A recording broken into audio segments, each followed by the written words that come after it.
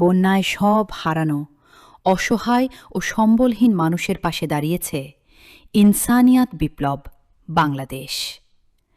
চট্টগ্রাম ও পার্শ্ববর্তী সাতকানিয়া, লোহাগাড়া, বাঁশখালীসহ বেশ কয়েকটি উপজেলায় এই সংগঠনটির সদস্যরা মানবতার ফ্রি অন্ন বস্ত্র বিতরণ ক্যাম্পের মাধ্যমে দুস্থদের সহায়তা করছে।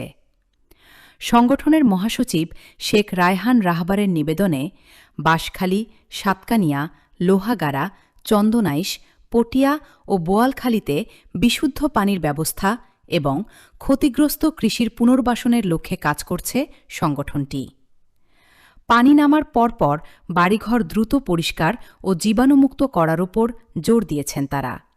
পাশাপাশি পানিবাহিত রোগবালাই প্রতিরোধে সচেতনতা বৃদ্ধি এবং কৃষি সহায়তা প্রদানের মাধ্যমে বন্যার্তদের দ্রুত স্বাভাবিক জীবনে ফিরিয়ে আনতে নিরলস চেষ্টা চালিয়ে যাচ্ছে ইনসানিয়াত বিপ্লব বাংলাদেশের মানবতার ক্যাম্প।